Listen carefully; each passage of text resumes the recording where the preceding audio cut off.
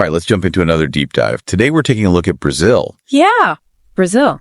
More specifically, this YouTube video you sent titled Brazil, History, Geography, Economy, and Culture. Looks like you're really trying to understand what makes this country, well, tick. And that's exactly what we're here for. It's easy to just focus on the modern image of Brazil, you know? Yeah.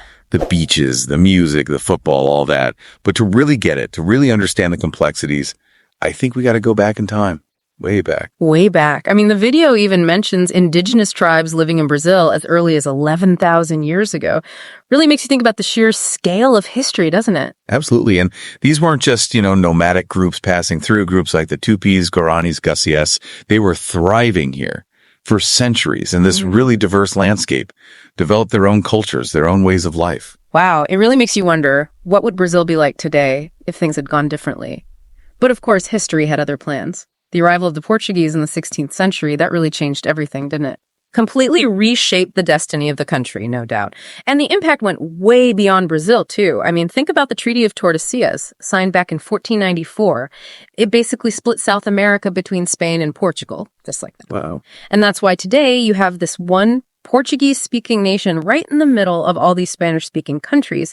It's amazing how one agreement can have such a lasting impact across centuries even. A powerful example for sure, but not always a positive one, right? Yeah. I mean, we can't forget about the devastating effects European diseases had on the indigenous people. It's a tragic chapter and really set the tone for the whole colonial period, didn't it? Absolutely. A very dark period.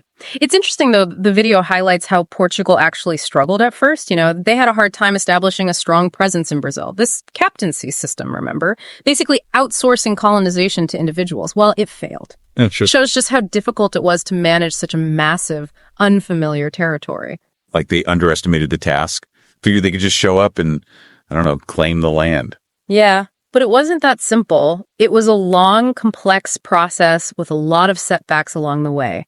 In fact, it wasn't until 1549 that King John of Portugal took direct control. So things became a little more centralized. Right. He laid the foundation for a more organized colonial administration. So from outsourcing to centralizing, it sounds like Portugal was, figuring things out as they went. Yeah. And sadly, their control became synonymous with exploitation, specifically the rise of the sugar plantation system. Yeah, the sugar plantations, fueled by the transatlantic slave trade. It's a dark stain on Brazil's history, no question about it. And it wasn't just a local phenomenon either. This system became a model for other colonial powers, in the Caribbean, North America.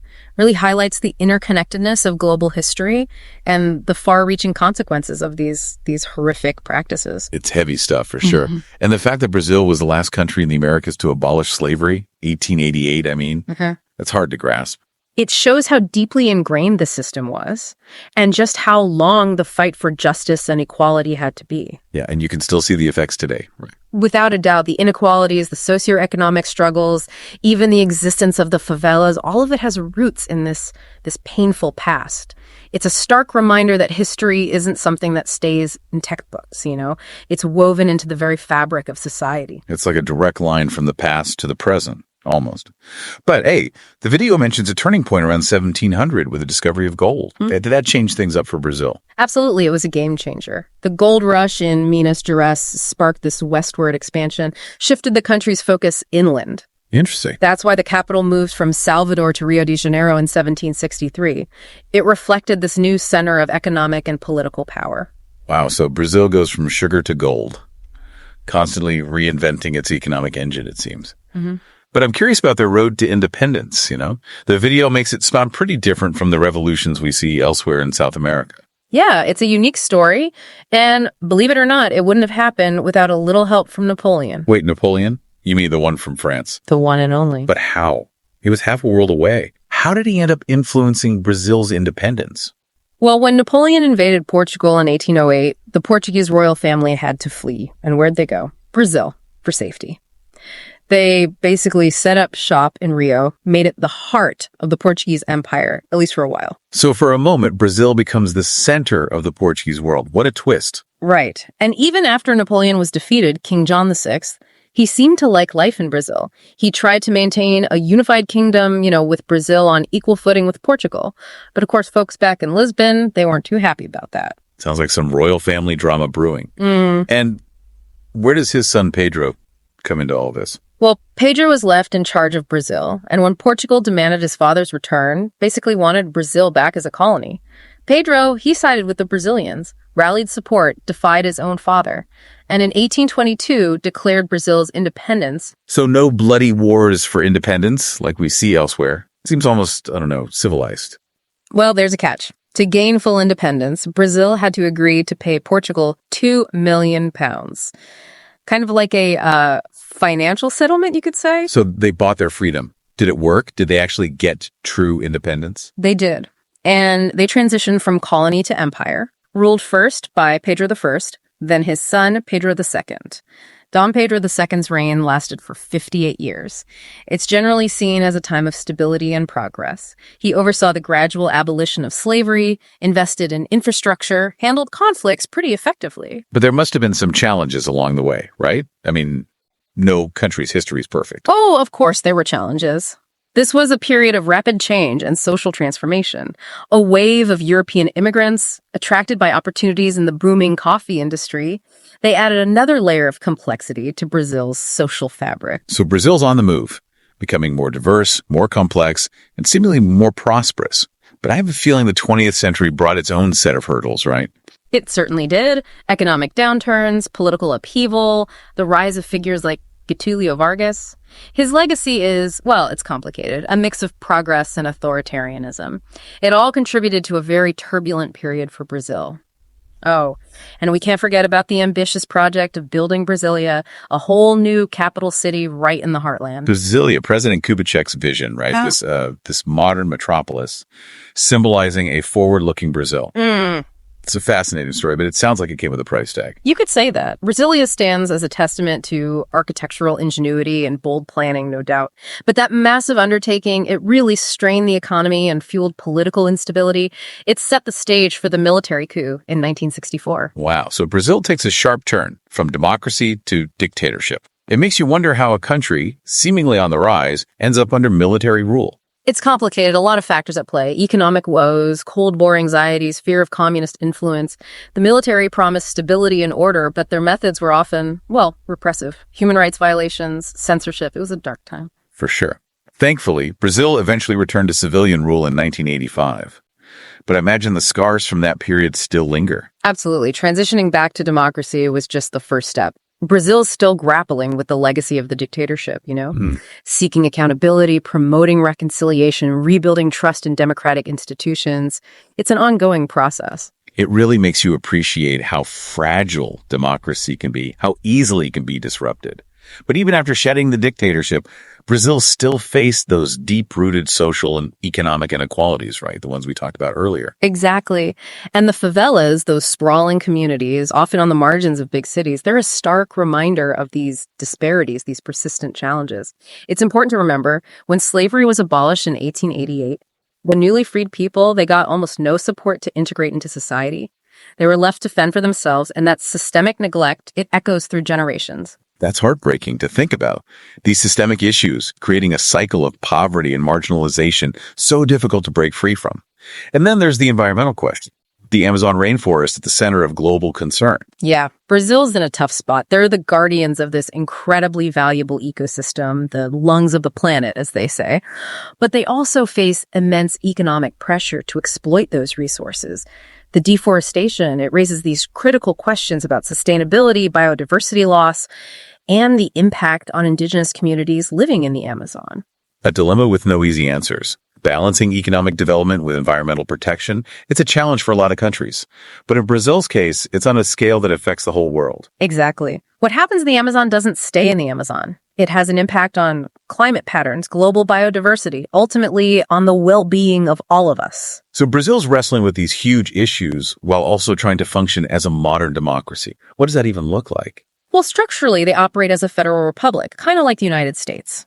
President, bicameral legislature with a Senate and a Chamber of Deputies, a judicial branch, powers distributed across 26 states and over 5,500 municipalities. It creates a pretty complex web of governance. And didn't the video mention that voting is mandatory in Brazil? That's definitely not something we see in the U.S. Yeah, it's pretty unique. This mandatory voting system is designed to encourage civic participation, make sure the government truly reflects the will of the people, and they seem to take their constitution seriously too. Brazil's had 6 major constitutional revisions since independence. Shows a willingness to adapt and refine their system of governance. That's impressive. Suggests a real dynamism, a constant effort to improve their democracy. Clearly, Brazil's not standing still. Not at all. And this drive for progress, it's reflected in their approach to development and their place on the global stage. But to really understand that, we need to shift gears, move from the political to the economic. Okay, let's talk economics then. The video highlights Brazil's impressive growth in recent decades. What's driving that success story? Well, they've leveraged their natural resources and agricultural strength to become a major player. They're a leading producer of soybeans, coffee beans, oranges, sugarcane, beef, chicken. They're feeding a huge portion of the world. It's amazing to think about. A country once primarily known for its coffee exports, now an agricultural powerhouse.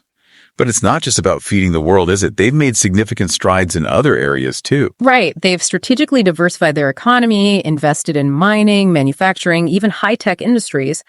And their commitment to sustainable energy is notable. They've pioneered hydroelectric power and biofuels, reduced their dependence on foreign oil. They've actually become a net oil exporter. That's a smart move. Taking control of your energy future, that's crucial for any country, especially one as large and resource-rich as Brazil.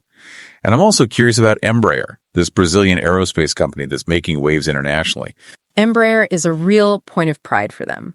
They've become a major player in the global aircraft market, competing with giants like Boeing and Airbus.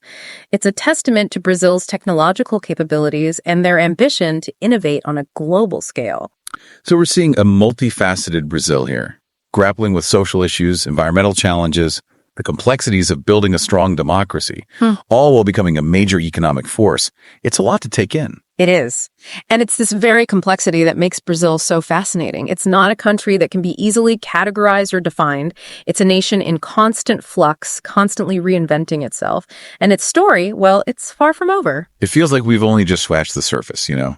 From ancient civilizations to a modern economic powerhouse, Brazil's journey is full of surprises. But for you listening, what's the main takeaway? What does this deep dive into Brazil really tell us? You know, what really strikes me is Brazil's resilience. I mean, think about it. This is a nation that's been through centuries of colonialism, the brutal legacy of slavery, economic hardships, political turmoil, and yet they keep going, keep evolving, keep pushing forward. There's a real dynamism there. Right, like this constant push and pull between the weight of history and the drive for progress. And you see it everywhere in their society, their environmental policies, their economic ambitions. Exactly. And I think that's a valuable lesson, not just for understanding Brazil, but for understanding the world we live in today. You know, Brazil is kind of a microcosm of the challenges we all face. Inequality, sustainability, globalization, that search for identity in an interconnected world. So it's bigger than just Brazil then. It's about recognizing these universal themes that we all deal with. Exactly. And what makes Brazil even more interesting is their willingness to try new things, to chart their own course. They're not afraid to challenge the status quo, to experiment with governance, with development, with their role in the global community. It's like they're saying, we're going to figure this out our own way. But what does that future look like? Where does all this energy and ambition lead them? Oh, that's the big question, isn't it? Brazil has the potential to be a major force, a real leader on the world stage. The resources, the talent, the drive, it's all there. But their success depends on how they handle the challenges ahead. How do they tackle social inequities? How do they balance economic growth with protecting the environment? How do they use their unique strengths to make a real difference in a rapidly changing world? So it's not just about potential then. It's about making the right choices, finding that sweet spot between progress and responsibility. Exactly. And those choices, they'll shape not just Brazil's future, but maybe even the future of us all. Wow. It really makes you think about how connected we all are. What happens in one part of the world can have a ripple effect everywhere else. Yeah. And for you listening, I hope this deep dive has given you a new perspective, not just on Brazil, but on how complex and interconnected our world truly is. And as we wrap up, I'll leave you with this thought. Keep an eye on Brazil. This is a nation on the move, a nation writing its own story, and it's a story worth paying attention to. Well said. So until our next deep dive, keep exploring, keep asking questions, keep learning. There are so many fascinating stories out there waiting to be discovered.